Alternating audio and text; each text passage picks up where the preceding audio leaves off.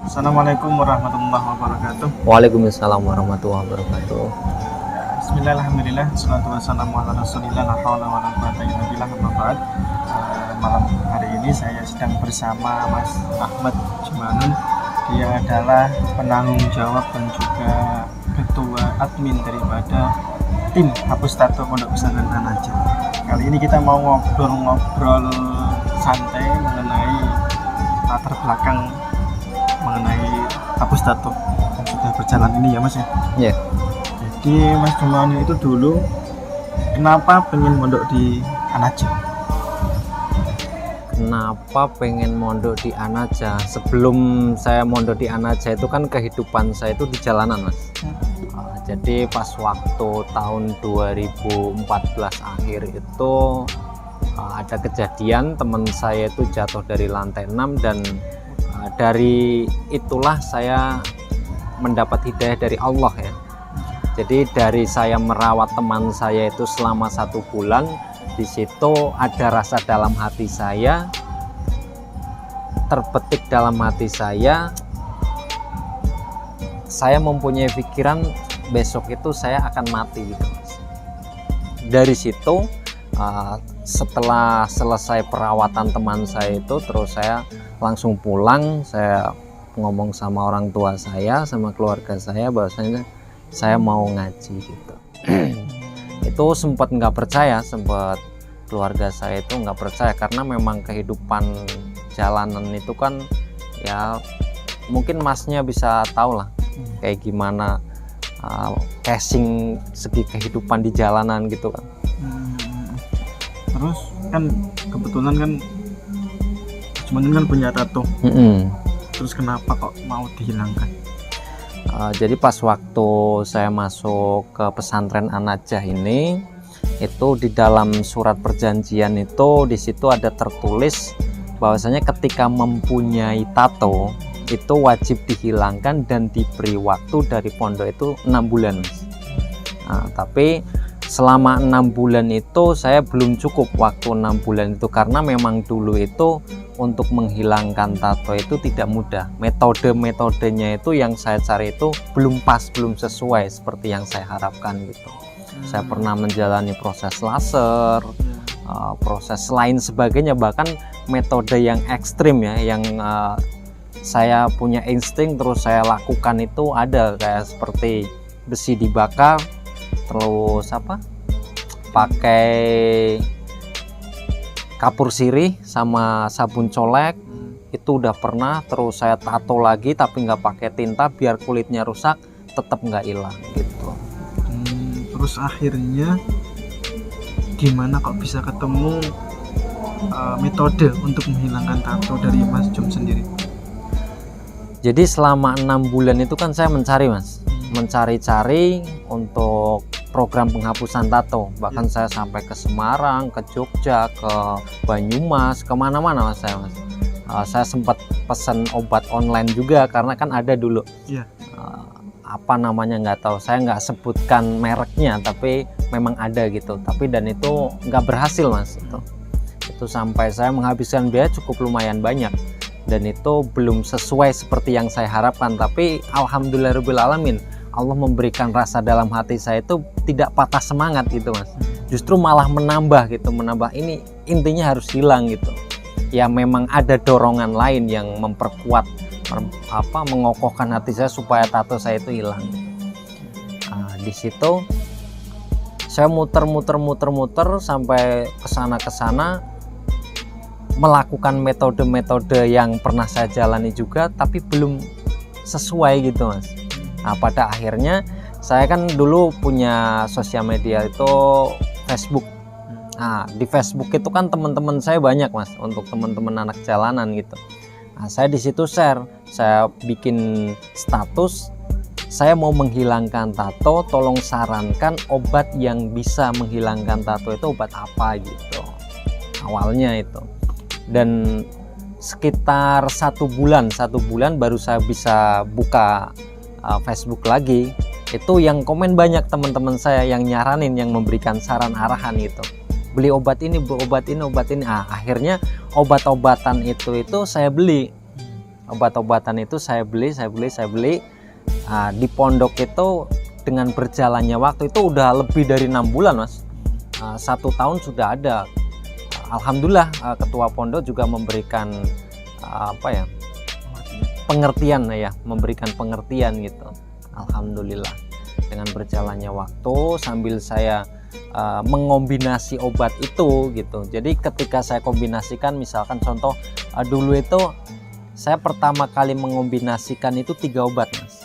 3 obat saya jadikan satu, saya praktekkan di tato saya, dan itu mungkin kalau untuk orang yang proses sekarang dengan saya merasakan dulu itu sangat beda jauh mas. Karena dulu itu pas waktu saya pertama kali mengombinasi obat itu, ketika obatnya itu ditaruh di kulit, itu kulitnya itu melepuh mas. Jadi sampai keluar asap ekstrim. Bahkan sampai teman saya yang satu pondok itu, karena pas waktu dulu itu yang saya minta tolong sama teman saya itu yang di bagian punggung, karena kan saya nggak terjangkau gitu tangan saya. Nah di situ saya minta tolong sama teman saya, dan teman saya itu sampai nggak tega ngelihatnya mas. Iya, kalau saya mungkin juga sama nggak tega mas. Jadi obatnya itu ditaruh di kulit, itu kulitnya langsung melepuh sampai keluar asap.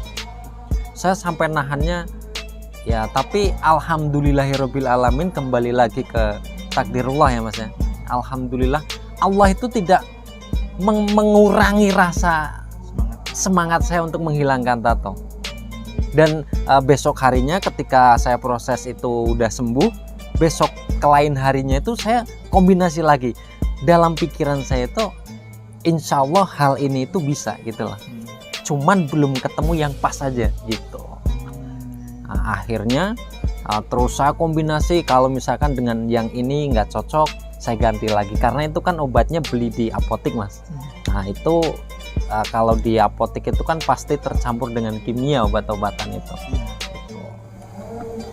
Terus program hapus tato ini sampai sekarang sudah berjalan kurang lebih berapa tahun?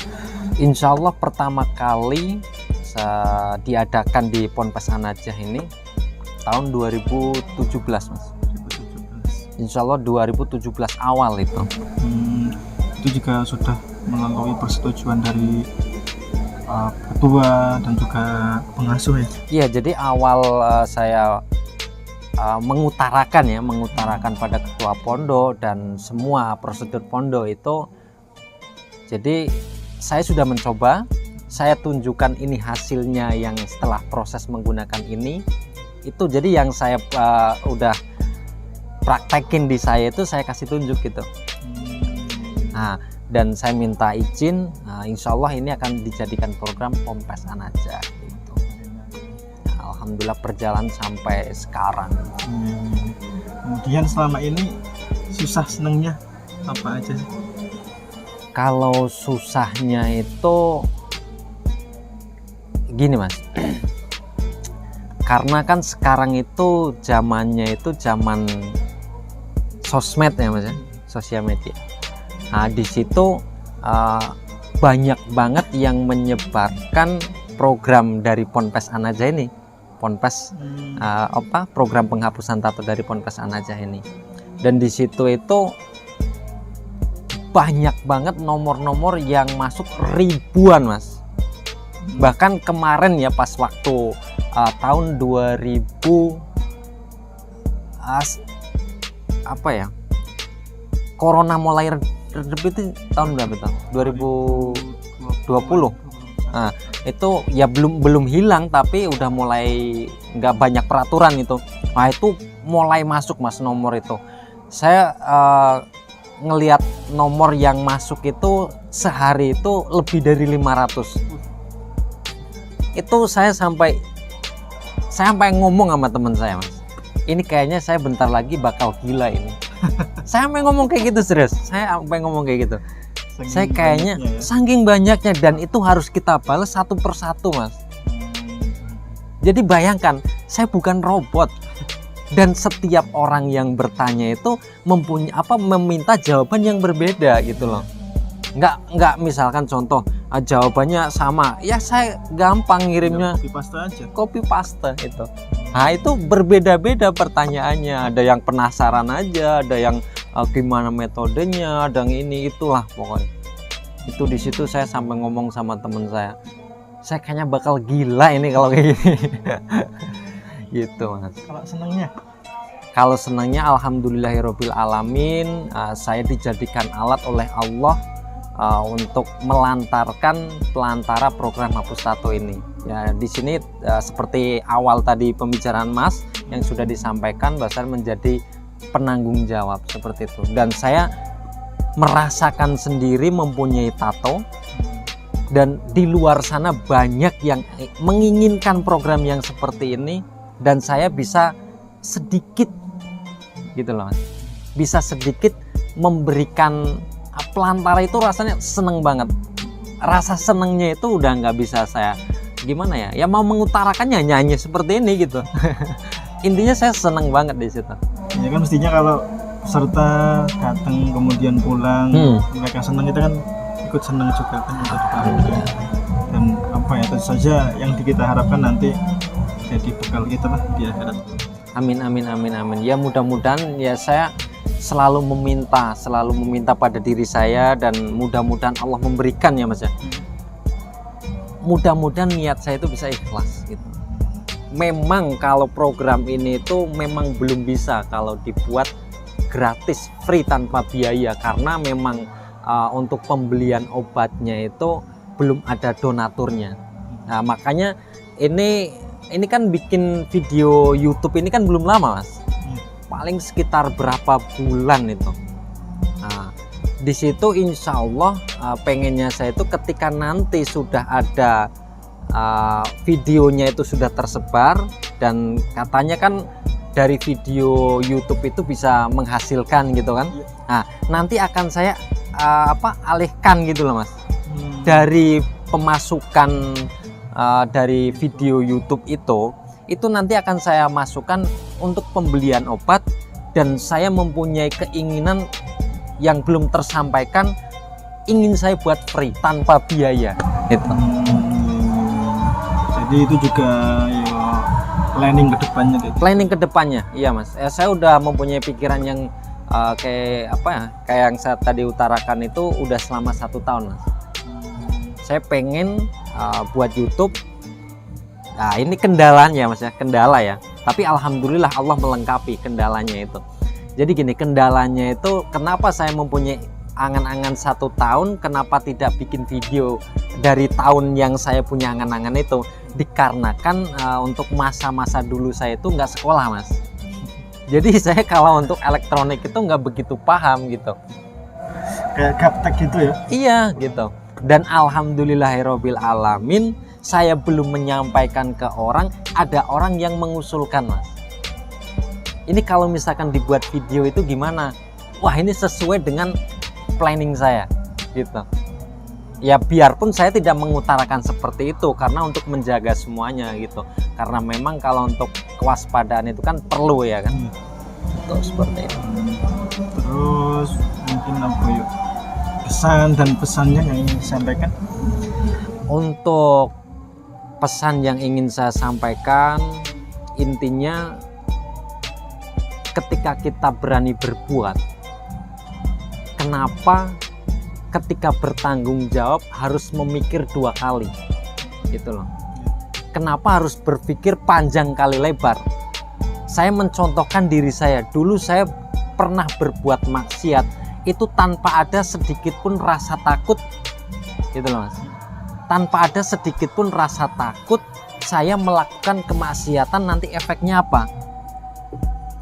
Dan untuk saat ini saya berusaha, ini untuk pribadi saya terutama Mas, saya mengingatkan pribadi saya, untuk saat ini saya